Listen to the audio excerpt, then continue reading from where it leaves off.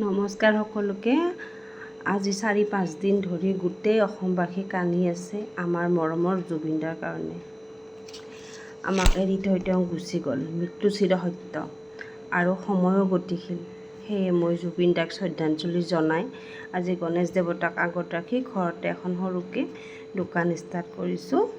সৰুকৈ কাপোৰৰ ব্যৱসায় এটা ষ্টাৰ্ট কৰিব লৈছোঁ। তাকে আপোনালোকৰ ওচৰত সৰুকৈ এটা ভিডিঅ' বনাই প্ৰথমটো ভিডিঅ' মোৰ দোকানৰ পৰা আপোনালোকৰ এৰি দিলোঁ। চাবচোন, যদি ভাল লাগে কোনোবাই স্ক্ৰীনশ্বট লৈ মোক অৰ্ডাৰবোৰ কৰিব পাৰিব। তাতে মই নম্বৰটো ওপৰত দি দিম বাৰু। ইয়াতে নাইটি আপোনালোকে 120 টকাৰ পৰা মই দিম, কাৰণ মই য'ত মেনুফেকচাৰ হয় তাৰ পৰা আনিছোঁ। নাইটি, কুৰ্তি, পেণ্টি, ব্ৰা গোটেইখিনি পাই যাব।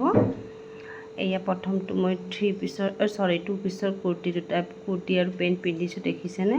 কুৰ্তিটো দেখাইছোঁ, গলত ধুনীয়াকৈ ভি নেকৰ এম্ব্ৰইডাৰী আছে, লকেট আছে। চিলাইবোৰ মই দেখুৱাই দিছোঁ, চিলাইবোৰ ইণ্টাৰলক।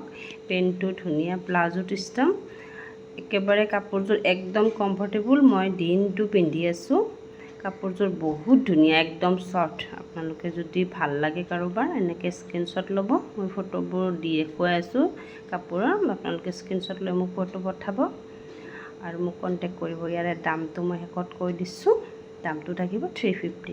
শ্বিপিং